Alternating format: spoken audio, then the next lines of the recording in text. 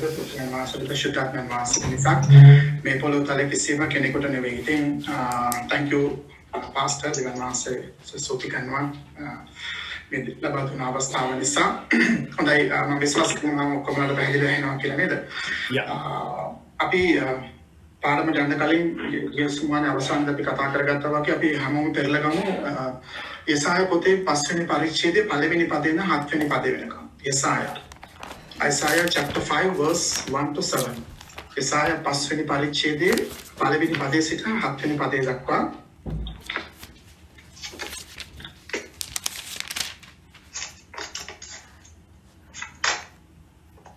ඒකේ මාගේ ප්‍රේමවන්තයාගේ නිදිවත්ත ගැන ඔහුගේ ගීතිකාව මාගේ ප්‍රේමවන්තයා උදෙසා ගීතිකා කරන්නේ. මාගේ ප්‍රේමවන්තයාට ඉතා සාරවත් කන්දක් නිදිවත්තක් තිබුණේ. ඔහු ඒ වටකොට අගල් කපා ගල් අහක් කොට ඉතා හොඳ මිදිවැල් හිටුවා. එහි මැද මුරකොටුවක් ගොඩනගා එහි මිදි යන්ත්‍රයක් සාදා හොඳ මුද්‍රික ඵල හට ගන්නවා ඇතයි කියා බලා සිටියේය. නමුත් හටගත්තේ වල් මිදි ඵලය. ඉතින් යෙරුසලේමේ වැසියනි, යුදෙහි මිනිස්යනි, මා සහ මාගේ මිදිවත්ත අතරේ විනිශ්චය කරන්න මාගේ මිදිවත්ත උදෙසා මා විසින් නොකළව වෙන කුමක් කරන්නට පුළුවන්ව තිබුණේද? එහි හොඳ මුද්‍රික ඵල හට ගන්නවා මා බලා සිටි විට වල් මුද්‍රික ඵල හටගත්තේ මක් නිසාද? ඉතින් මාගේ මිදිවත්තට කරන්ට යන දේ නුඹලාට කියමි. මම එහි වැට පහ කරන්නෙමි. එවිට ඒක පහගා දමනු ලබන්නේය. එහි තාපය බිඳ දමන්නෙමි. එවිට එය මඩිනු ලබන්නේය. මම ඒක පාළුවට අත්හරින්නෙමි. එහි අතු පයුණු ලබන්නෝය. එය කොටනු ලබන්නේවත් නැත. කෙටුණු ලබන්නේවත් නැත. නමුත් කටුගස් සහ ගොකුටු එහි හටගන්නවා ඇත. එහි වැසි නොවසින හැටියට වලාකුළු වලට අන කරන්නෙමි. මක්නිසාද සේනාවල ස්වාමීන් වහන්සේ මිදිවත්ත නම් ඊශ්‍රායල් වංශය, උන්වහන්සේගේ ප්‍රිය පැලැටිය නම් යුදා මිනිසෙය. උන්වහන්සේ යුක්තිය දකින්ට බලා සිටිනසේක. නමුත් තිබුණේ අයුක්තිය. ධර්මිෂ්ඨකම දකින්ට බලා සිටිනසේක. නමුත් තිබුණේ විලාපය. හොඳයි. එතනදී දෙවියන් වහන්සේ කියන්නේ අපිට තිබිච්ච අද තියෙන පොත්වල අපි පොත් 12ක් අපි බලන්න යනවා. අවසාන පොත් 12. මේ පොත් 12 වල වැඩිපුරම කතා කරන දේවල් දැන් ගිසුමානේ අවසානයේ අපිට තිබුණ සාකච්ඡාව. හොඳයි හැම වෙලේම මේකෙන් පස්සේ අපි සාකච්ඡා කරන එක දෙවියන් වහන්සේ. අපි ඔක්කොටම ඉස්සලා තේරුම් ගන්න ඕන දෙවියන් වහන්සේ කියන්නේ එක යෝහාන් 4:8 ප්‍රේමය නම් දෙවියන් වහන්සේ නම් ප්‍රේමය. එතනින් එහාට දෙයක් නැහැ. අපි කියනවත් ලංකාවේ අපි සාමාන්‍ය භාෂාවෙන් එතනින් එහාට කතා දෙකක් නැහැ. කියන විදිහට තමයි කියන්නේ විග්‍රහ කරන්නේ. ප්‍රේමය නම් දෙවියන් වහන්සේ නම් ප්‍රේමය. එතකොට තමයි අලුත් කිවිස්සමේ ඉන්න දෙවියන් වහන්සේ අනුග්‍රහය වගේම නම් නෑ පරණ කිවිස්සමේ දෙවියන් වහන්සේ සෙනඟට අනුග්‍රහය දක්වා කරුණාව දක්වා උන්වහන්සේගේ ප්‍රේමය සදාකාලිකයි. හැබැයි කරුණාව සදාකාලික නැහැ. කරුණාව අවසන් වෙන දවසක් එනවා. හරි? ඒක නිසා තමයි අපි හැමෝම සූදානම්ව සිටින්න ඕනේ. තමයි ප්‍රේමය උන්වහන්සේගේ ප්‍රේමය සදාකාලිකයි. ඉතින් දෙවියන් වහන්සේ කැමති නැහැ කාටත් උන්වහන්සේම සාදපු මනුෂ්‍ය දුක් විඳිනවටවත් උන්වහන්සේට පිටුපාලා ගිහිල්ලා වෙන දේවල් කරන්න කැමති නැහැ උන්වහන්සේ. ඉතින් මේ උන්වහන්සේගේ මිදිවත්ත හැටියට උන්වහන්සේ සලකන උන්වහන්සේගේම සෙනඟ උන්වහන්සේ මොකද කරේ? මේ හොඳ වැටක් බැඳලා තාප්පයක් හදලා උන්වහන්සේ මිදිවත්තක් හදලා මැද කුරුණක් හදලා ඊට පස්සේ ඒක මඩින්න යන්ත්‍රයක් ගෙනල්ලා සේරම ලෑස්ති කළා. අර කුරුණේ උඩ තිබෙන අපි කියව මැස්සක් ගහලා බලා ගන්නවා කියලා රැකවල් කරලා ආරක්ෂා කරන සේරම හිටියා. නමුත් උන්වහන්සේ මෙතන කියනවා නමුත් මම බලා සිටිද්දී මට හම්බුනේ වල් මිදි පැල හම්බුනේ. මම බලාපොරොත්තු වෙච්ච ඵල මට හම්බුන්නේ නැහැ. ඒතකොට දෙවියන් වහන්සේ මොනවද කරන්නේ? දෙවියන් වහන්සේ වෙල විනාශ කරන්නේ නැහැ. දැනසිකට මම වැට අයින් කරනවා. දැන් මම වැට ගලවනවා ඒ බිත්ති ටික ඔක්කොම අයින් කරලා දානවා. එතකොට ඒක තමයි කියන්නේ දෙවියන් වහන්සේ අපි මුලදී අපි ඉතිහාස පොත බලද්දී අපි බැලුවා මතකද යොෂුවාට පස්සේ ඒගොල්ලෝ නායකයෙක් නැති නිසා වැරදි කරන්න ගත්ත ඕනම තැනක නායකයෙක් නැති වුණාට පස්සේ ගෝලියෝ ටික මේවා කරන්න පටන් ගන්නවා වැරදි. ඉතින් එතකොට ඒගොල්ලෝ පාපයට වැටුණා. ඊට සමාවෙල් වෙනකොට දෙවියන් වහන්සේ එක විනිශ්චයකාරවරුන්ව නැගිටවලා ගැලවුවානේ උන්වහන්සේ. ඉතින් ඒ කිව්වේ හස්තය උන්වහන්සේගේ හස්තය එම නැත්නම් අපි තව විදිහට කිව්වොත් ප්‍රොටෙක්ෂන් එක උන්වහන්සේ අයින් කරගත්තොත් ඕන කෙනෙකුට පුළුවන් ඇවිල්ලා පාර දෙන්න. ඉතින් දෙවියන් වහන්සේ නෙවෙයි පාර දෙන්නේ. දෙවියන් වහන්සේ මෙතන මේ පැහැදිලිව කතා කරන්නේ ඒකයි. මම එමනම් මගේ වැට මං අයින් කරගන්නවා. මම අතාරිනවා. එතකොට ඊට පස්සේ ඔක පාළුවටයි. වල් මිදිපැල ඉතින් ඔක්කොම කටු ගස් ඇතිරෙනවා. විනාශ වෙලා යයි කියලා. ඉතින් ඒක තමයි දෙවියන් වහන්සේ ගොඩක් වෙලාවට කරේ. ඉතින් අපේ දෙවියන් වහන්සේ ගොඩක් මේ කියන්නේ මිනිස්සු කියන්නේ මාරලා මේ දේවල් ගොඩක් ලේ වැගීම් සිද්ධ වුණා. ගොඩක් දේවල් මේ බයිබල් අපි මේ බැලුවා අපි බලන්න මේ පොත්වල සමහර ඒවා කතා කරන උන්වහන්සේක. ඉතින් උන්වහන්සේගේ විනිශ්චය ආවම මොකද වුනේ තව. ඉතින් ඒක නිසා දෙවියන් වහන්සේ හැම වෙලෙම මතක තියාගන්න දෙවියන් වහන්සේගෙන් රෝගයක් එන්නේ නැහැ. දෙවියන් වහන්සේගෙන් අමාරුවක් එන්නේ නැහැ. කිසිම දෙයක් දෙවියන් වහන්සේගෙන් නෙවෙයි එන්නේ. ඒක එන්නේ යක්ෂයාගෙන්. නමුත් ඒක එන්න මාර්ගයක් හරි කොහරි කියන අපි කිව්වොත් මොකක් හරි හිලක් තවක බැහැලා නැත්නම් මොකක් හරි ඉඳ අපි තමයි හදාගන්නේ. මිසක් දෙවියන් වහන්සේෙන්ද කියන්නේ නෙවෙයි දෙවියන් වහන්සේගෙන් නෙවෙයි. ඒකෙන් මෙතන මේ උන්වහන්සේ කතා කරේ ඒක නිදිවත් උන්වහන්සේ සමාන කරේ ඒ උන්වහන්සේගේ දරුවන්ට ඊශ්‍රායල් වලට. එතකොට ඒ බැල උන්වහන්සේ සමාන කරේ යුදෙව්ව සෙනගට. ඉතින් අද අන්‍ය ජාතීන් වෙන අපිත් අද උන්වහන්සේගේ දරුවෙක් වෙලා උන්වහන්සේගෙන්. I think හැම වෙලේම මේ ප්‍රොටෙක්ෂන් එක දෙවියන් වහන්සේත් එක්කම යා යුතුයි. ඒක තමයි වැඩිපුරම මේ තන මේ පදවල අපි බලපු පදවල කතා කරේ. අද අපි යන් අපේ දැන් පොත් 12ක් අපි බලන්න සූදානම්. අද දවසේ මේ තමයි කුඩා ප්‍රොපේතවරු ඔබට ගියසුම අඟහරුවාදා කිව්වා වගේ කුඩා සහ ප්‍රධාන ප්‍රොපේතවරු අතර වෙනසක් නැහැ. පොත්වල තමයි වෙනස්කම් තිබුණේ. ඉතින් ඒගොල්ලෝ ඒ බයිබල් විශාරද වශයෙන් වෙන් කරා. දැන් මේ වෙනකොට ඔබ මේක කියන්නේ ෆලෝ කරනවා නම් පොත් 39ම පාඩම්ව තිය යුතුයි. පළවෙනි පොත් පහව දාන මොසස්ගේ පොත් විවස්ථාව ඊට පස්සේ පොත් 12ක් යොෂුවාගේ පටන් අරගෙන එස්තර් දක්වා ඊට පස්සේ ඊළඟට බැලුවා කාව්‍යමය පොත් 5ක් ජොබ් සිට සොලොමන්ගේ ගීතිකාව ඊට පස්සේ අපි බැලුවා ප්‍රධාන ප්‍රොෆෙතවරු එසායා සිට දානියෙල් පොත දක්වා. ඉතින් අද බලන්න යනවා අපි හොසියා පොත සිට මලාකි පොත දක්වා. ඉතින් මෙතන පොත් 12ක් තියෙනවා. අපි හතරකට තුනකට කැඩුවොත් තියෙනවා හොසියා, ජෝයෙල්, ආමොස්, ඔබදියා. හරි මේ පිළිවෙලකට ගියාට යෝනා, මීකා, නාහුම්, හබක්කුක්, සෙෆනියා, හරි අග්ගයි, සෙකරියා, මලාකි. හරි ඔය ටික තමයි පොත් 12. ඉතින් මේ පිළිවෙලටම අපි බලන්න යන්නේ නැහැ. පොත් සමහර වෙලාවට පොත් දෙකක් එකට එකතු කරලා බලන්න යනවා. සමහරට පොත් තුනක් එකට එකතු කරලා බලන්න යනවා. ඒකට බලමු ඇයි එහෙම අපි බලන්න හේතුව කියනවල ඔබ දැනගනි.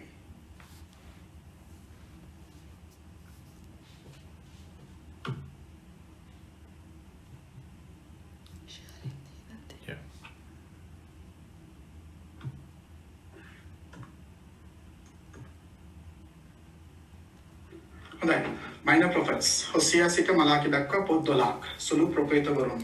හරි හොසියා සිට අපි බලන්න යනවා හොසියා සහ ආමෝස් පොත් දෙක එකට. හරි හොසියා කියන්නේ salvation. කතුරුවරයා ඇවිල්ලා හොසියා තමයි ගැලවීම. එතකොට මේ හොසියා ඇවිල්ලා ඔබට මතකයි දැන් යසුමානෙත් මම කිව්වා අඟහරුවාදාත් කිව්වා අඟහරුවාදා සහ අදත් මම නැවත ඔබට කියන්නම් සොලොමන් රජතුමා වෙනකන් රට එකට තිබුණා. සොලොමන් රජතුමාගේ මරණයෙන් පස්සේ රට දෙකට බෙදුණා. උතුරු ප්‍රාන්තය සහ දකුණ.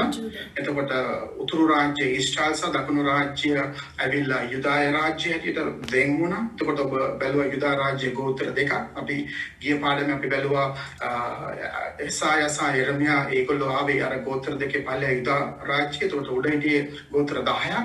ඊට පස්සේ අසීරිවරුන් විසින් ඇවිල්ලා ඒ ගෝත්‍ර ටික සම්පූර්ණ මේ පලාන්තෙම නැති වෙලා ගියා. ඒගොල්ලෝ යුද්ධ කළා ඔක්කොම ඇල්ලුවා. ඊට පස්සේ ඔබට මතකයි මම කිව්වා පල්ලෙහා පැත්තත් අල්ලන් ආවම ග්‍රන්ථ එක හරි ගියේ නෑ. ඇයි අර එසායා අනාගත වස්තු තුලින් එසේකියල් රජතුමා ඉඳලා මොනවාද මේ ඒ යුද්ධ දිනලා මොනව කරපු නිසා මොකද උනේ මේ අල්ලගන්න බැරුව ගියා.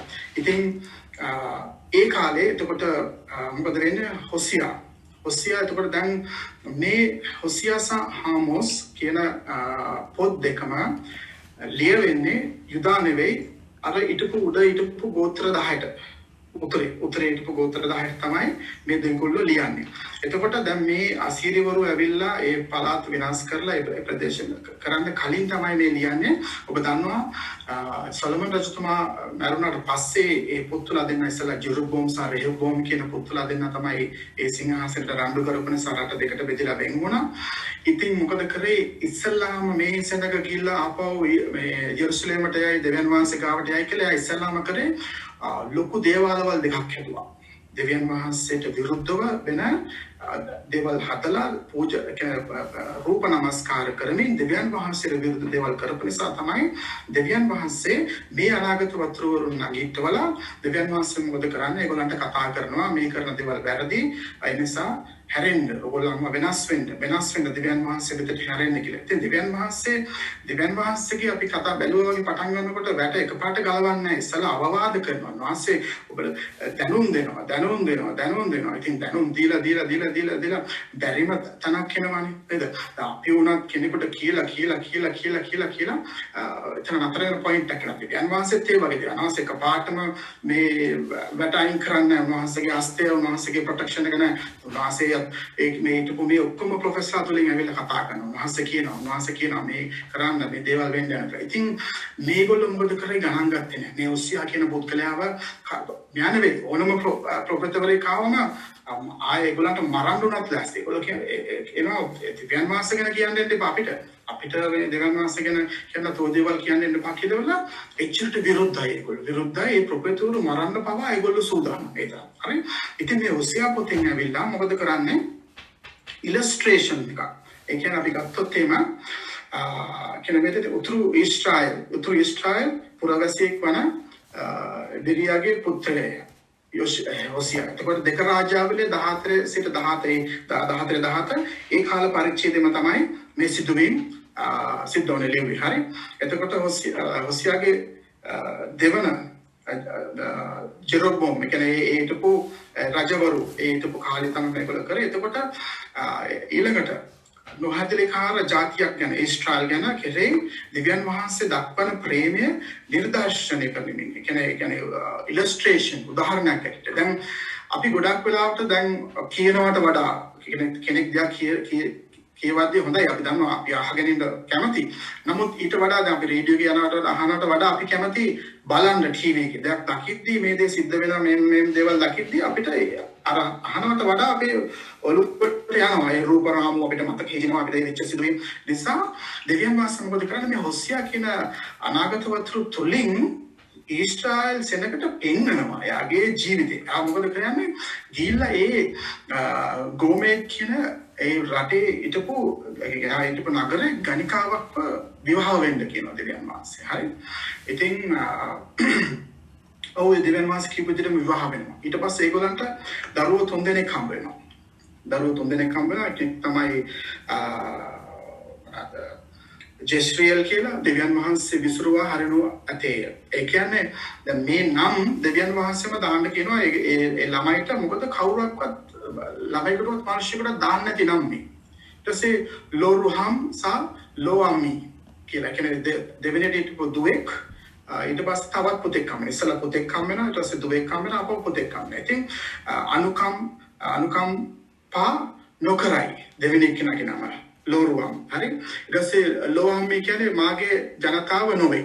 දැන් දෙවියන් වහන්සේ මේ දැන් අනාගත වතුර තුලින් ඊශ්‍රායල් සෙනගට පෙන්නනවා නුඹලා ආත්මිකව ගණිකාව ඉන්නේ දැන්. තව අන්‍ය දෙවිවරුන්ට නමස්කාර කරමින්, ඒ දේවල් කරමින් ඒවා පසුපස්සේ ගිහින් මගේ දේවල් ඔක්කොම අමතක කරලා ඉන්න නිසා නුඹලා ආත්මික ගණිකාව ඉන්නේ දැන්.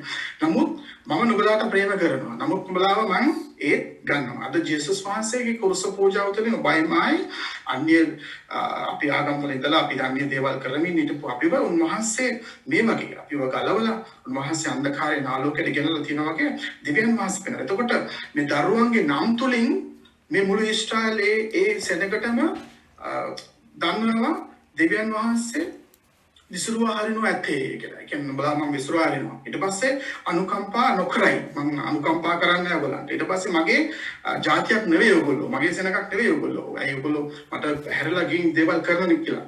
ඉතින් ඔන්න ඒ ඉලස්ට්‍රේෂන් එකක් හැටියට තමයි මේ ප්‍රොපේතවරයාව දෙවියන් වහන්සේ ඒගොල්ලන්ට පාවිච්චි කරනවා. ඉතින් පාවිච්චි කරමින් ඒගොල්ලන් මොකද කරන්නේ? ආපහු නැවත ගේන්න උන්වහන්සේ පාවිච්චි කරන ඉලකට දෙවියන් වහන්සේගේ විශ්වාසවන්ත වූ ඊශ්‍රායල් අවිශ්වාසවන්තකම ගැන කියන 4:14 ඊශ්‍රායලයේ දුෂ්ටකම සහ ඇදහිල්ල අත්හැරීම දෙවියන් වහන්සේගේ විනිශ්චය දෙවියන් වහන්සේගේ ප්‍රේමය හා දයාව දෙවියන් වහන්සේගේ දයානුකම්පාව ඊළඟට ගැළවීම සඳහා දෙවියන් වහන්සේ ආරාධනාව මොකද කරන්නේ ඊට පස්සේ දැන් අර හොසියාගේ භාර්යාව ඉන්නවනේ භාර්යාව මොකද කරන්නේ ආපෞසරයක් එයාව අත්හැරලා ගිහිල්ලා එයා ආයෙ ගිහිල්ලා ගණිකා මඩමකට ජොයින් වෙනවා මේ බයිබලයේ තියෙන දේවල් මම ඔබට කියන්නේ.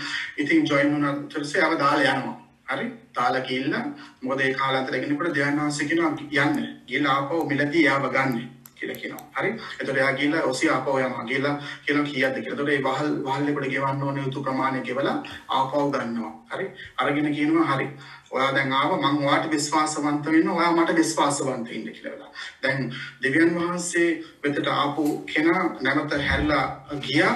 නමුත් දෙවියන් වහන්සේ කියනවා ආයසරයක් මිලදී ගන්න කියලා වෙලා. ජේසුස් වහන්සේ අපිට ඒවල මේ ලෝකෙට උන්වහන්සේ මොකද කරේ? උන්වහන්සේ ඔබයි මායි ගෙවිය යුතු ස්ථානය මරණය කුලියන පාපේ කුලියන මරණයයි ඒක උන්වහන්සේ කුරුසියේදී විඳගෙන උන්වහන්සේ ඒ කුලිය ගෙවුවා. අපි ඔබයි මායි ආයස ස්ථානය උන්වහන්සේ ගත්තා. ඔබයි මායි විඳිය යුතු දඬුවම උන්වහන්සේ විඳගෙන මොකද කරේ? නැවත වාරයක් උන්වහන්සේ අරගෙන. හැබැයි උන්වහන්සේ අපිව වහල්කමින් තියාගෙන ඉන්නේ. උන්වහන්සේ කිව්වා අපි වුණත් අපි ගලවපු අපිව සා ගලවමු නෝපු හැම කෙනෙක්ම උන්වහන්සේ 100% අපිට උන්වහන්සේ අයිතිය දීලා තියෙනවා අපිට තීරණ ගන්න අපිට දේවල් කරන්න ජේසුස් වහන්සේ උන්වහන්සේගේ ප්‍රේමය නිසා. ඉතින් එදා හොසියා ඒ නිර්දක්වන්නේ ඒක තමයි එකකින් පෙන්නන්නේ දෙවෙනි වරට මිලදී අරගෙන කියනවා මම නුඹට විශ්වාසවන්ත වෙනවා මට විශ්වාසවන්ත වෙන්න කියලා. ජේසුස් වහන්සේ කියනවා මාව දාලා යන්න එපා. ඔයගොල්ලෝ මාත් එක්ක ඉන්න මත කිටු ඔයගොල්ලන් සදාකාල ජීවනය මාත් එක්කම මුක්ති විඳින්න පුළුවන්. මාත් එක්ක ස්වර්ග රාජ්‍ය ඔයගොල්ලන්ට ආйти පියාණන් වහන්සේ ගාවට යන්න පුළුවන්. ඉන්න මාත් එක්ක විශ්වාසවන්තව කියලා උන්වහන්සේ මේ දේ තුලින් අද ඔබටයි මටයි මේ කතා කරන්නේ මේ වගේ තමයි. ඉතින් ඔසියාව පාවිච්චි කර දෙවියන් වහන්සේ ඒ සෙනගම නැවත හැරිලා පසුතැවිලි වෙලා දෙවියන් වහන්සේ වෙතට හැරෙන්න සහ ඒ ගේන්න ඒ අනාගත වස්තුවරයා උන්වහන්සේ පාවිච්චි කරේ. ඉතින් අපි බැලුවොත් එම හාමුස් පොත දැන් මේ දෙන්නම තාමත් එක කාල පරිච්ඡේද වුණත් දැන් අපි කියමු හොසියා ඉවරුණාට පස්සේ මේ ආමෝස් කියන පුද්ගලයාව දෙවියන් වහන්සේ ආයවනවා. මොකද මේගොල්ලන්ට කොච්චර දේවල් කිව්ව සමහර ටික කාලයක් ඉන්නවා ඊට පස්සේ ආපහු පාපෙට වැටෙනවා. ආපහු ගිහලා වැරදි කරනවා. ආපහු දේවල් කරනවා. දෙවියන් වහන්සේගේ දේවල් ගණන් ගන්නෑ. ඒගොල්ලන් හිතන දේවල් තමයි කරන්නේ. ඉතින් මොකද කරන්නේ ආයත දෙවියන් වහන්සේ තව කාලයක් නැගිටවල අනතුරු හංගවනවා. නැත්තම් කියනවා ඔයගලන්ට මේ දේවල් වෙයි විනාශ වෙයි නැත්තම් කවුරු ඇවිල්ලා අරගෙන යයි හැරෙන්න. ඉතින් ඒ විදිහට ආමෝස් කියන පුද්ගලික නගිටවනවා. ඒ තමයි බර්ඩන්. ආමෝස් කියන නමේ තේරුම බර. හරි? මේ පුද්ගලයා ඇවිල්ලා බෙත්ලෙහෙම් අසලින් ටොක්වානි කියන එන්ඩේරෙක් අතරම එන්ඩේරෙක් කිව්වොත් එම එක්තරා මිල අධික බැටළුවන් ටිකක් ඒක මට නම මතක නැහැ. ඒ බැටළුවන් ජාතින්ගේ නමක් තිබෙනවා.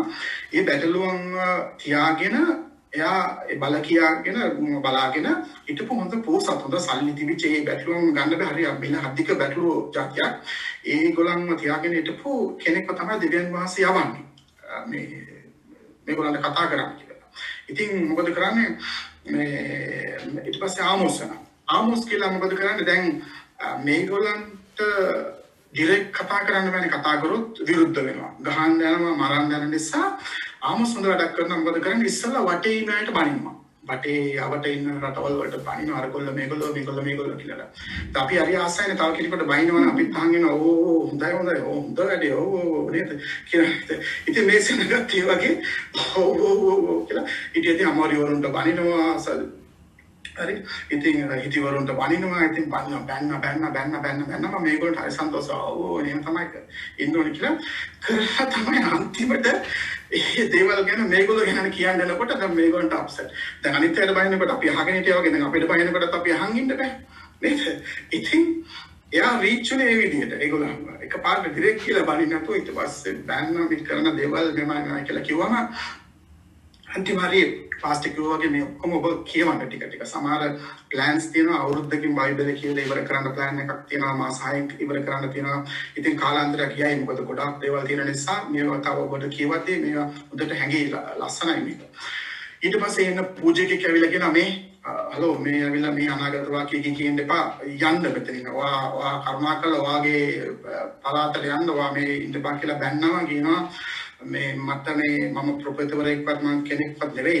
මට ඕන තරම් සල්ලි භාගෙ තියෙන මම මේවා නෙවෙයි. මම දෙවියන් වහන්සේෙන් ආවේ. ඕගොල්ලන්ට මේ දේවල් අහන්න බැරි නම් බලන්න දෙවියන් වහන්සේ මොනවද කරන්න යන්නේ කියලා වෙලා මේ දේ මම කියලා යන්නයි ආවේ කියලා වෙලා ඒ තමයි එතන අන්තිම හරියේදී ආමොස් පොතේදී ඒ පුද්ගලයා කියන්නේ මට මේ හොඳ තිබිච්ච සායාට නිවාඩු නිකේතනයක් තිබුණාලු. ඒ ඉතිහාස පොතේ කියන නිවාඩු නිකේතනයක් තිබ්බා. කට්ටියට අවිලා අතර වෙන්න ඉන්න ඒ තරම් සල්ලි භාගෙ තිබිච්ච පුද්ගලෙක් තමයි මේ ආමොස් කියන්නේ. ඉතින් මේ දෙගොල්ලම ඒ උඩා ප්‍රාන්තයේ තමයි ඒගොල්ලෝ කතා කරේ. ඒකයි අපි අර පිළිවෙලකට දැන් මොකද ඔසියා පොතෙන් පස්සේ ජෝෙල් පොත පස්සේ ආමොස් ඊට පස්සේ ඔබ දෙක ඔබ බලයි සමහර පිළිවෙලකට යන්නත් ඇයි කියලා. මොකද මේ දෙක එකට යන නිසා තමයි අපි ආමොස් පොත බැලුවේ.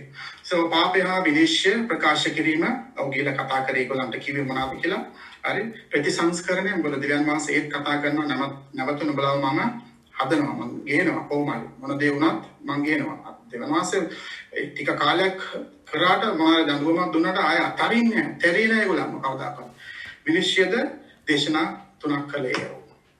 ආමොස් ඒ කියන්නේ ආමොස්ගේ පොතේ පළඟැටියන් එතකොට ගින්න සහ නියඟය sorry මොනවාද වසංගත ලෙඩින් සහ වචන වෙනස්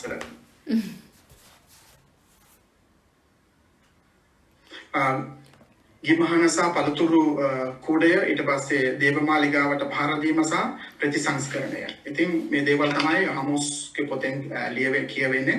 ඔබ කියවලා බලන්න. ඊළඟට අපි එනවා ජෝෙල් පොත. අපි ජෝෙල් පොතේ අපි බලන්න යන ජෝෙල් පොතයි මීකා සහ අබක්කුක් සහ සෙෆනියා පොත් 4ක් අපි එකට බලන්න යනවා. මොකද මේ 4 දෙනාම දෙවියන් වහන්සේ යුදා සෙනඟට කතා කරපු නිසා ඒගොල්ලෝ කතා කරපු නිසා මේ පොත් 4 අපි එකට බලන්න යනවා. ඉතින් ජෝෙල් පොත ඇවිල්ලා කතුරුවරු ජෝෙල් සමාන වෙනස් වෙලා නැ සිංහලෙන් හොසියා කියලා දෙන්නේ. එතකොට Jehovah is God. ඒවා වහන්සේ අපේ දෙවියන් වහන්සේ ජෝෙල් කියන නමේ තේරුම. ඒ පොතුල්ගේ පුත්‍ර හා යුදායේ අනාගත වතුරවරයෙක්. හරි. ඒ දැන් අර දෙන්න කතා කරේ උතුරු රාජ්‍යයට. දැන් මෙයා කතා කරන්නේ ආපහු පල්ලෙය යුදා රාජ්‍යයට. ඒ පුත්‍ර දෙක අපි මතකයි ඔබට දැන් එක මතකයි ඔබට ඉතිහාසය.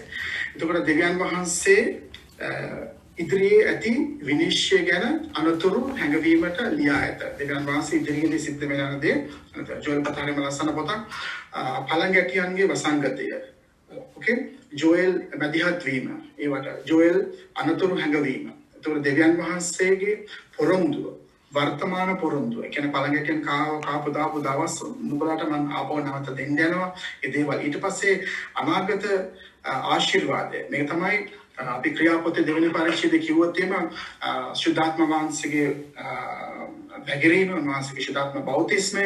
එතකොට ඒකෙන් අතර වෙලා ඉඳලා මේක ලබා ගන්න කිව්වට පස්සේ මේ ජෝෙල් දෙවෙනි පරිච්ඡේදයෙන් අරගෙන තමයි පේත්‍රුස් පළවෙනි දේශනාව කරේ සභාවට. එතනින් 5000 ගැලවීම ලැබුවා ඉස්සල්ලාම.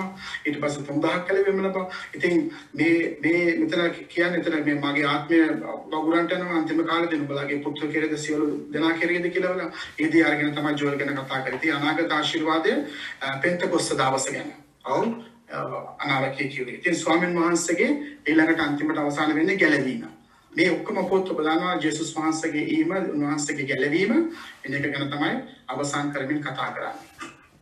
ඊළඟට මීකා පොත සහ අබක්කුක් මීකා අනාගත වතුරවරයත් ওই විදිහටම තමයි කතා කරන්නේ. ඔබට ඒකේ තේරුම මීකා කියන නමේ තේරුම සමහරවිට මට ස්ලයිඩ්ස් ගොඩක් හදාන්න වෙලා මදි වුණා.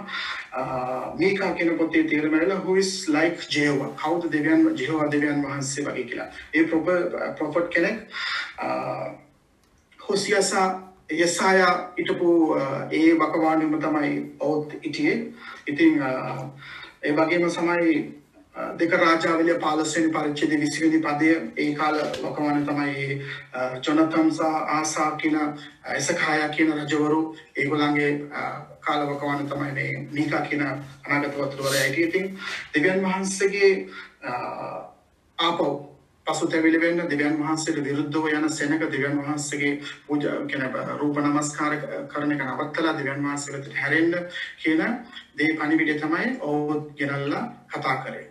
ඊළඟට අපි යනවා හබක්කුක් පොතට. හබක්කුක් පොත ඇවිල්ලා හබක්කුක් ඇවිල්ලා කියනවා to embarrass.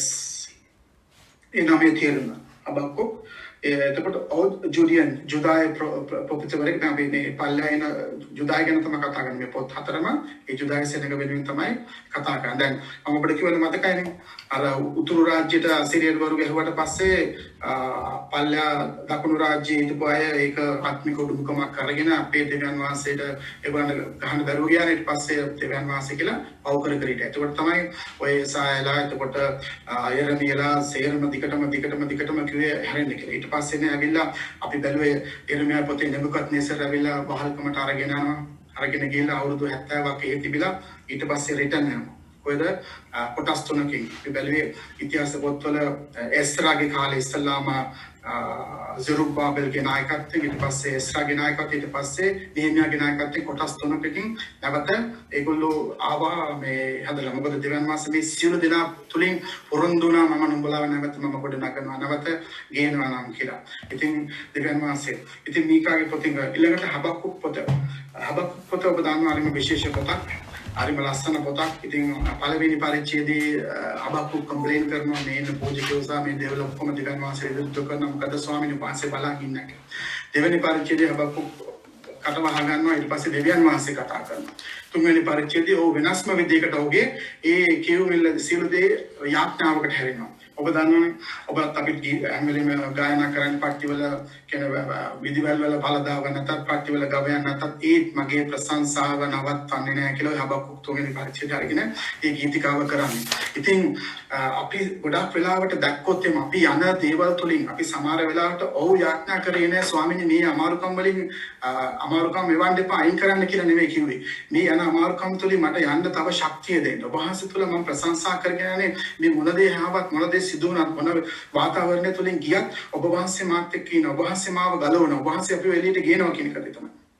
අද ජේසුස් වහන්සේ යෝහන් 16:32 කිව්වා නුඹලාට පීඩා කියන මේ ලෝකෙ තිබේ. නමුත් මම ජයගත් නිසා නුඹලා ජය ගන්න මේ කියලා. ඔබයි මයි සමහර වෙලාවට මේ දින පැන්ඩමික් එක දෙසීම සමහර වෙලාවට පෞද්ගලික ප්‍රශ්නයක් දේව තුල යන්න පුළුවන්. නමුත් දෙවියන් වහන්සේට ඔබ ඒ හැම මොහොතකම ඒ හබක්කුක් ප්‍රශංසා කළා වගේ ඒ ස්තුති කළා වගේ ස්වාමීනි මොන දේ සිද්ධ වුණත් ඔබ වහන්සේට මම ප්‍රශංසා කරනවා ස්තුති කරනවා ස්වාමීනි ගෙනියන්න කියලා. මේ දේවල් තුලින් යන්න මට ශක්තිය දෙන්න කියලා. ඉතින් හබක්කුක් පොතේ ඔව් ඒ යාඥා කරේ.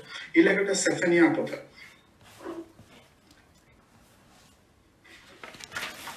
සෙෆනියා පොතේ සෙෆනියාගේ ආවන ස්ලයිඩ් එක නැති නිසා මට මගේ නෝට්ස් කොලේ වරන් වෙනවා. සෙෆනියා කියන්නේ hidden by Jehovah. සංගවිලා සිටින දෙවියන් වහන්සේ. මේගොල්ලෝ පව් කරනවා, මේගොල්ලෝ වැරදි කරනවා දෙවියන් වහන්සේට විරුද්ධව. දෙවියන් වහන්සේ සංගවිලා ටික කාලයක් ශබ්ද නැතුව ඉන්නවා. සමහර වෙලාවට අපේ ජීවිතේ අපි යද්දී අපි යාඥා කරනවා ප්‍රශ්නයකට යාඥා කරනවා තාම පිළිතුරක් නැහැ. සමහරට අපි හිතන දෙවියන් වහන්සේ හරි නිහඬයි දෙවියන් වහන්සේ කිසිම පිළිතුරක් නැහැ. ඉතින් දෙවියන් වහන්සේ කිසිම රිප්ලයි කරන්න මොකද්ද දන්නේ නැහැ කියලා. නමුත් නැහැ දෙවියන් වහන්සේ behind the scene ඉන්නවා. නමුත් සමහර වෙලාවට ටික කාලයක් සමහරට පොඩි වෙලාවක් උන්වහන්සේ දෙනවා බලන්න මොකක්ද අපේ ඇදහිල්ල අපි චුට්ටක් යාඥා කරලා අතහැරලා දානවද කියලා. බෑ යාඥා කරා හරි ගියේ නැහැ පිළිතුරක් හම්බුනේ නැහැ.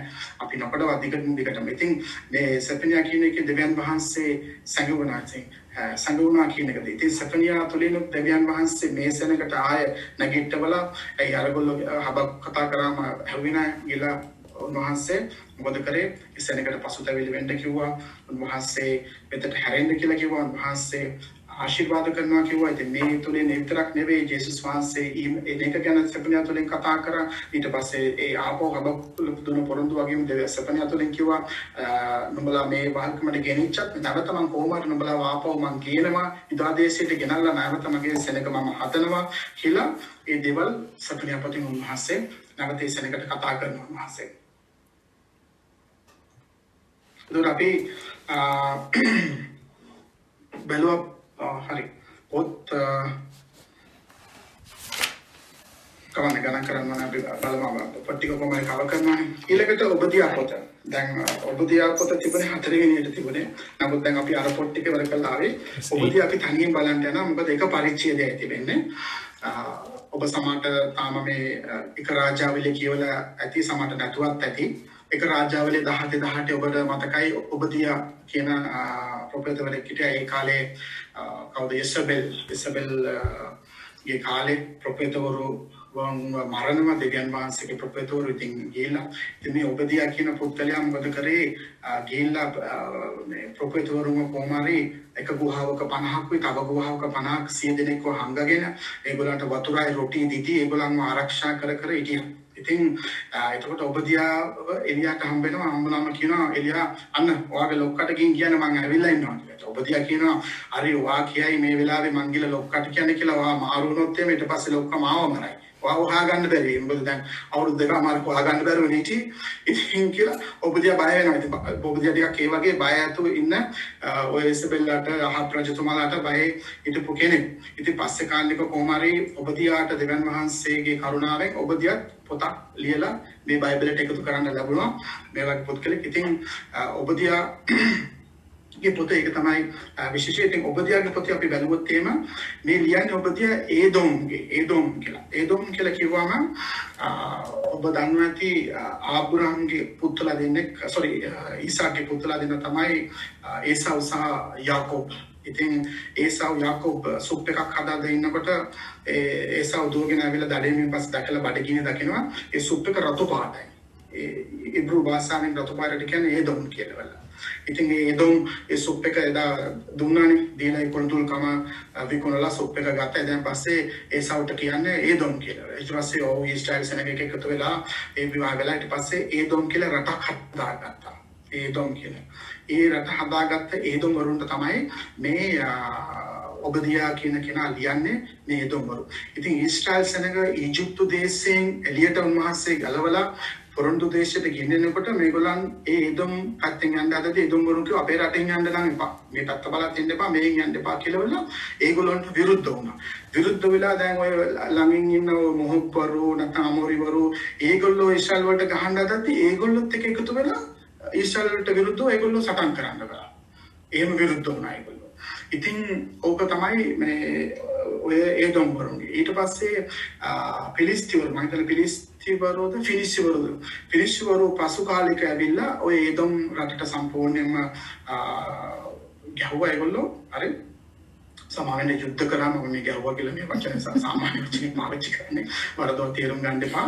ඉතින් යුද්ධ කරාට පස්සේ ඒකේ මොනවද කරේ ඒදොම් ඒ ඊටපු සල්ලිකාර අය කියන්නේ ඒගොල්ලෝ ඒ මලමුදෙන් පැනලා එහා පැත්තට ගිහිල්ලා ඒගොල්ලෝ අනිත් පැත්තට පැනගත්තා. එහෙන් පැනගත්ත ඉතුරු වෙච්ච කීප දෙනෙක් තමයි ඊශ්‍රායල් රටේ එක්ස්ට්‍රා වෙලා මේ ඉතිහාස පොත්වල මම හොයාගත්ත කරුණු ටිකක් මේක හොයාගෙන මේ ඉතුරු වෙලා ඒගොල්ලෝ මේ අසීටියා. ඉන්නද්දී රෝමවරු ඇවිල්ලා මේගොල්ලෝ මොකද කරේ?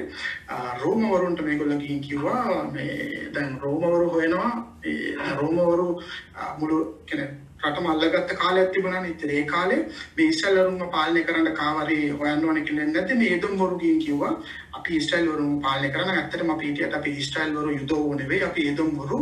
ඒ නිසා මේ අපිට දෙන්න අපි ඒගොල්ලන්ව බලා ගන්නවා. ඒ වගේ ඔයගොල්ලෝ සල්ලි කෙරවන්න අපිට අවශ්‍ය නැහැ. අපි ගාව සල්ලි භාගෙ තියෙන අපි හොඳ පොසත්. ඒ නිසා ඔයගොල්ලන්ගේ ආණ්ඩුවෙන් අපිට කිසි උදව්වක් ඕනේ නැහැ කිව්වම රෝමවරු මොකද කරේ? මේගොල්ලන්ව රජවරු හැටියට පත් කරලා ඊශ්‍රායල්වරුන්ව පාලනය කරන්න තිබ්බා. මේගොල්ලෝ තමයි අලුත් කිවිසුමේ හෙරොද් වරු කියලා කියන්නේ. හෙරොද්.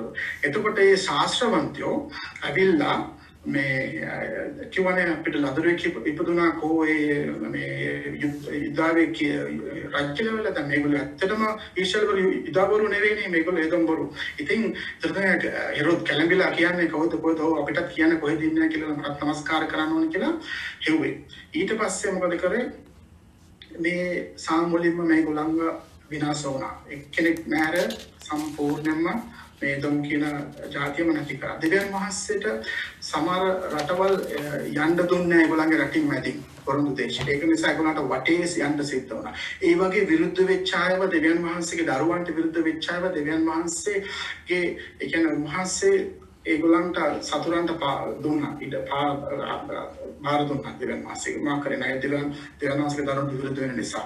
ඉතින් අද ඔබ ක්‍රිස්තුස් වහන්සේගේ දරුවෙක් හැටියට ඔබට යම් කෙනෙක් විරුද්ධ වෙනවා. නමුත් ක්‍රිස්තුස් වහන්සේගේ ගෙන්වීම හැටියට අපි එයාට සමාව දීලා අපි කරන මිසක් අපි යාට විරුද්ධව නපුරුකම් කරන්නේ නැහැ. දෙවියන් වහන්සේට ඒකවල නපුරුකම් කරන්නේ. නමුත් අපිට විරුද්ධ වෙනවා කවුද විරුද්ධ වෙන්නේ අපි කියනවා අපිට විරුද්ධ වෙන කිසිම ආයුධයක් සඵල වෙන්නේ නැහැ කියලා. ඉතින් දෙවියන් වහන්සේ අපිට ජයග්‍රහණය දීපු දෙවියන් වහන්සේ. එහෙම උන්වහන්සේ ඒ කෙනා ඔබට නපුරුකම් කළත් ඔබ ඒ කෙනාට ප්‍රේම කරන්න එයා කරන දේවල් සඵල වෙන්නේ නැහැ. ඒගොල්ලන් සඵල වෙන්න බෑ ඒක. මොකද දෙවියන් වහන්සේ ඔබ සමග මා සමග ඉන්නවා. ඉතින් ඔබ දියාපත තමයි ඒ ඔබ දියාපතේ ඒ එදම් වරුන්ට ලියපු ඒ පොත තමයි ඔබ දියාපත. ඊළඟට අපි බලන්න යනවා ජෝනාගේ පොත ජෝනා සහ නාහුම් මේ පොත් දෙකත් එකට අපි බලන්න යන්නේ. මොකද මේ පොත් දෙකම නිනිවේ හිටපු අයට ලියපු පොත්. ඔබ දන්නවා ජෝනාගේ කතාව සමහරට ඔබ තාම මේක කියවලා නැත්නම් දන්නේ නැත්නම් ජෝනා කියන නම ඩෝ ඒ කියන්නේ පරගියා කියන තේරුම ජෝනා. ඔබ දන්නවා ජෝනාට දෙවියන් වහන්සේ නැගිටලා නිනිවේ සෙනඟ නැවත පසු මේ පාපය කරන නිසා දෙවියන් වහන්සේ කිව්වා ගිහිල්ලා කියන්නේ ඒගොල්ලන්ට පසුතැවිලි වෙන්න කියලා. නැත්නම් ඒ දේශේ විනාශ වෙන්න යන්නේ. ඉතින් ඒ නිසා කියද්දී ජෝනා මොකද කරේ අනිත් පැත්තට නැගලා ගියාම ජෝනාට සාය නැවෙට පාට ලොකු ප්‍රශ්නයක් තියුණාට පස්සේ ඒගොල්ලෝ වාගත්ත මේ නැව මේ සුලිසුලන් කුණාටුවට අසෝනේ මේ ජෝනා නිසා කියලා උසලා මූදට දැම්මම තල්මයි කියලා ජෝනාව අරගෙන යනවා නිනිවෙට. ගිහලා එතනදී ඒ කට්ටියට කිව්වම ඒගොල්ලෝ ලේබල් පිළි අරගෙන වෙලා පසුතැවිලි වෙනවා. පසුතැවිලි වුණාම දෙවියන් වහන්සේට තිබිච්ච විපත්තිය ඒගොල්ලන්ගෙන් ඉවත් කරලා දෙවියන් වහන්සේ ඒ රට ආරක්ෂා කරා. ඊට පස්සේ ආරක්ෂා කළා අවුරුදු 120ක් ඒගොල්ලෝ ජීවත් වුණා. දැන් මේ නාහුම් වෙන්නේ අවුරුදු 120කට පස්සේ. නාහුම්ගේ නමේ තියෙන කොන්සලේෂන් සනසිල්ල හරි එනවා. ඉතින් ආපහු මොකද කරන්නේ? ඔබට මම කියවනේ ටික දවසයි ඉන්නේ ඒගොල්ලෝ. ඊට පස්සේ ආයෙ පාපෙට වැටෙනවා පව් කරනවා. ඒකට ඒ වෙනකොට සෑයන පව් කළා. මේ නාහුම් තුලින් නැවත උන්වහන්සේ අනතුරු හංගවනවා නෙවෙයි කියනවා කෙලෙම නුඹලාව විනාශ වෙන්නයි යන්නේ. නුඹලා දෙවියන් වහන්සේගෙන් හැරුණා. නුඹලා දෙවියන් වහන්සේට විරුද්ධව වැඩ කටයුතු කරා. ඒ නිසා කියලා මොකද කරන්නේ? කෙනෙක් මෙතන නිනිවේ අසිරිවරු විසින් සම්පූර්ණයෙන්ම අල්ලගන්නු ලබනවා. ඒ නිනිවේ විනාශ වෙලා යනවා.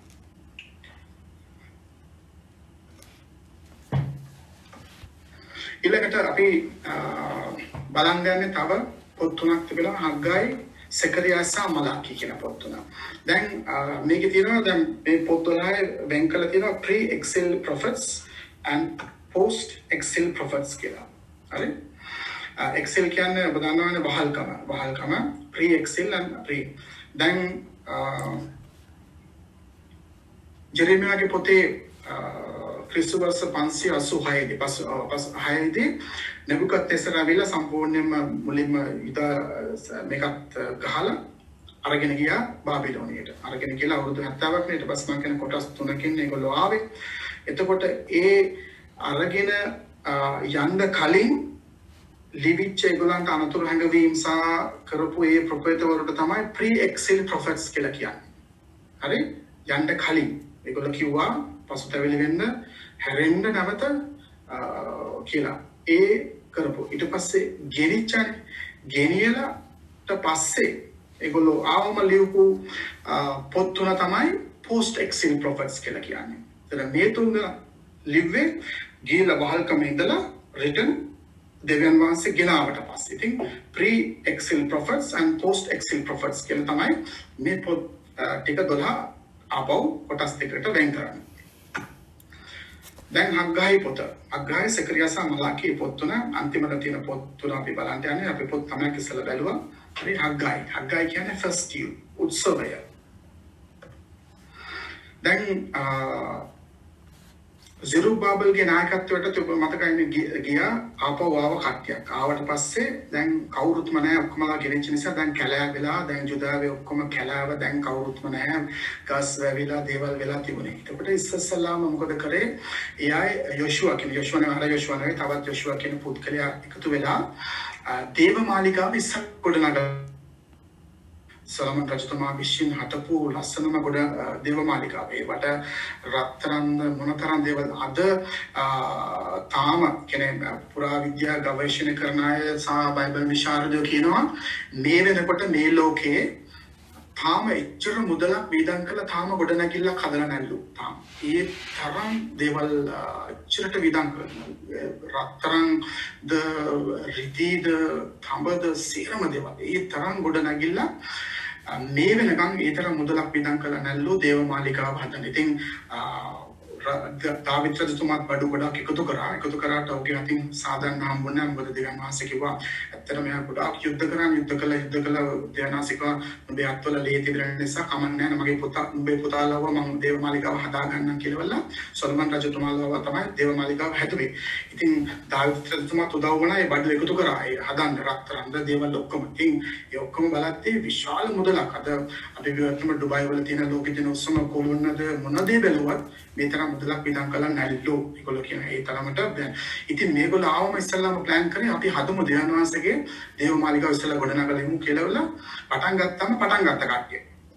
පටන් ගත්තා අපි ලංකාවට අපි එමෙන්න ඕන දෙයක් ඉස්සල්ලා සපෝට් එක කරනවා ටික දවසක් යනකොට එක එක්කෙනා මිසින් මාරු දැන් බලන්නකෝ අනේ ඒක අපේ කෙනා නෑනේ ඔව් ඒකනේ ඊට පස්සේ තව ටික දවසක් යනකොට තව දෙන්නෙකුත් නෑ එහෙම එක එක්කෙනා මිස්සලා ගිහිල්ලා දැන් දේවමාලිකාව හදන්න කවුරුත් නෑ දැන් ගිහිල්ලා බලද්දි මොකද වෙන්නේ තම තමන්ට ගෙවල් හදාගෙන මේ කොමි පොළවල් හදාගෙන ඒගොල්ලෝ දැන් අර කැලේ වගේ තිබුණේ යා ඉස්සලා කිව්ව පොඩි කූඩාරම් හදාගෙන මේ ළඟ අවතපාවට ඉඳලා අපි කොහමද දේවමාලිකාව ඉස්සලා හදලෙමු කියලා කිව්වකෝ මේ ජෙරුබාබෙල් මොකද කරේ මේගොල්ලෝ ටික හිමිට දවස් ටික යනකොට ගියා ගිහිල්ලා ඒගොල්ලන්ගේ ගෙවල් හදාගෙන හේන් කොටාගෙන ඒගොල්ලෝ ඔක්කොම ෆුල් ගෙවල් හදාගෙන කිව්වොත් හරිය අවුරුදු 20ක් හිටියා අත්තිවාරම විතරක් දාලා අවුරුදු 20ක් හදන්න බැරුව හිටියා මොකද කට්ටිය එන්නේ නැහැ.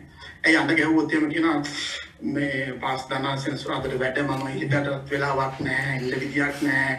ඉතින් ඕ කියන ඉතින් පාස්ටර් කෙනා කොහොම ගිසුමනේ දැක්කේ නැහැ. ඕ පාස්ටර් මේ අයියෝ වැඩි වැඩ වගේකට හිර වුණා නේ මේවයි කියලා ඉතින් ලෙස්සලා යනවා අපි සභාවල තමයි. සභාවල උදාහරණයක් හැටියට ගත්තේ. ඉතින් මේ ඔයගේ ලෙස්සලා ගිහලා අවුරුදු 20ක්. ඉතින් මේ අක්කයි කියන පුත්කලා දෙන්න වාස්තා කිට්ටලා කියනවා නෑ. ඊට තමයි අක්කයි බනිනවා කරා. ඔයගොල්ලෝ අම්බ කරනවා ඉතුරු කරනවා කෝ අසම්බලි වල ඔක්කොම හිල් දේවල් ඉතුරු වෙන්නේ නෑ. ඔක්කොම යනවා. මොනවද කරන්නේ ඇයි? දෙවියන් වහන්සේගේ ගෘහය බාලුවට ගිහිල්ලා ඔයගොල්ලෝ ගෘහ හදාගෙන ඔයගොල්ලෝ ෆුල් මේ සපටේ ඉන්නවා. දෙවියන් වහන්සේගේ මාලිගාව හදලා නැහැ. කෙලවල අක්කයි ඒගොල්ලන්ට බනිනවා. යන්න ගිහිල්ලා දෙවියන් වහන්සේගේ මාලිගාව කොට නගන්න කෙලවල ඔව් කතා කරනවා. ඊට පස්සේ ඔව්ගේ දෙනින්ගේ කට්ටිය ඊළඟට තරමට කිරින්සා වචනේ මම ස්ලයිඩ් එක ෆලෝ කරන්න දෙවියන් වහන්සේ මට පිටිට මාල කියාගෙන ඊළඟට සෙකරියාත් එමය සෙකරියා ඊට පස්සේ සෙකරියා යන උදව් වෙන සෙකරියා ඇත්තටම අග්ගයිට සම්පූර්ණයෙන්ම ඒගොල්ලන්ව පුෂ් කරන්න බැරි වෙච්ච නිසා ඊළඟට සෙකරියාට පවර් එනවා. සෙකරියා ඊට පස්සේ කියන බය වෙන්න එපා මේ යෂුවරස ජෙරුබාබෙල්ට කොහොමරි මේක කරමු කියලා දෙවියන් වහන්සේ කියන බය වෙන්න එපා. අපේ ශක්තියෙන් අපේ බලයෙන් නෙවෙයි උන්වහන්සේගේ ආත්මයෙන් අපි කියන්නේ අපේ බලයෙන් අපේ ශක්තියෙන් නෙවෙයි උන්වහන්සේගේ ආත්මයෙන් තමයි කියලා අපි ගායනාත් කරන්නේ.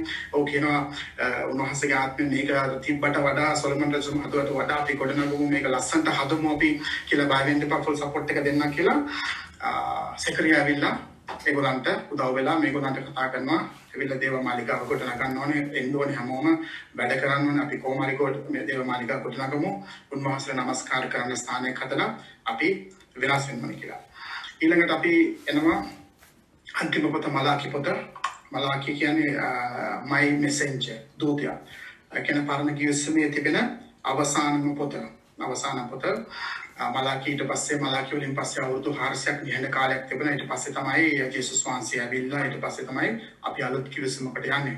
ඉතින් මලාකි පොතේ දෙවියන් වහන්සේගේ ජේසුස් වහන්සේගේ ඉම ගැන කතා කරනවා. ඒ වගේම දැන් අර ගොඩනගලා දේවමාලිකාවත් ගොඩනගලා ඉන්න සෙනග මේක අවුරුදු 100කට පස්සේ එන්නේ. මලාකි එන්නේ සෙකරියාට පස්සේ මොනවාද සෙකරියාට පස්සේ අවුරුදු 100කට කාලෙට පස්සේ දැන් අවුරුදු 100ක් නේ ඔබ දන්නවනේ දැන් අවුරුදු 100ක් කියන ලොකු කාලයක්. එතකොට අර ඉන්න ඔක්කොම තරුණ පරම්පරාව පන්න කට්ටිය මැල්ලා ගිහලා ඉතින් ඒගොල්ලෝ දැන් ආයෙ දෙවියන් වහන්සේ තුළ වැරදි කරනවා තම තමන්ගේ ඕන මාර්ගවල ඇසිරෙනවා තම තමන්ගේ මාර්ගවල යනවා දෙවියන් වහන්සේ මොනවා කරන්න කවුරුත් ඉතින් ඔව් අවවාද කරනවා දෙවියන් වහන්සේ මේ හැරෙන්න හැම කෙනෙක්ම පසුතැවිලි වෙන්න. එතකොට දෙවියන් වහන්සේගේ අනාගත වාක්‍ය සහ යේසුස් වහන්සේගේ ලෝකාරික ඔයගලන්ට දෙන්න යනවා. ඔයගලන් හිටපු විදිහටම දෙවියන් වහන්සේ ගේන්ට යනවා කියලා තමයි මලාකි පොතෙන් කතා කරන්නේ. ඉතින් කියවන්න පාස්ටර් කිව්වා වගේ කියවන්න ඔබට කාලයක් යයි මුලින් නම් පටන් අරගෙන කියවන්න. එතකොට අපිට තීරේ ගොඩක් දේවල්.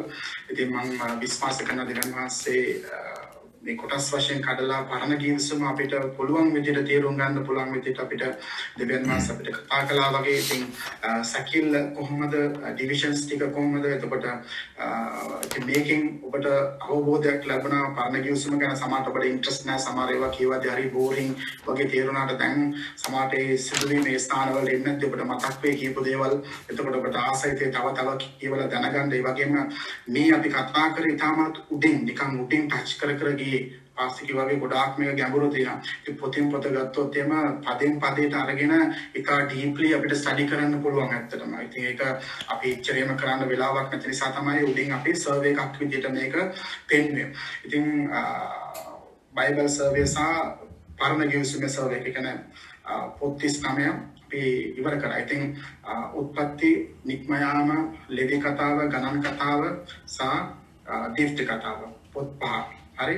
ඊළඟට අපි පටන් ගන්නවා ඉතිහාස පොත්. යොෂුවාගේ පොත. ඊට පස්සේ යොෂුවා, ජජස්, රුත්, ඊළඟට first Samuel, second Samuel, first Kings, second Kings, first Chronicles, second Chronicles, Esther, Nehemiah, එස්තර්.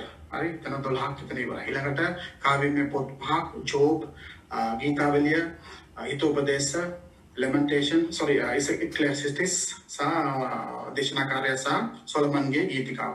ඊළඟට අපි ප්‍රධාන ප්‍රොෆෙතවරු යෙසායා, එතකොට යෙරමියා, විලාපකී, ඊළඟට එසෙකියල් සහ දානියෙල්. අපි දැන් අද පොත් 12ක් අපි බැලුවා. හොසියා, ජෝෙල්,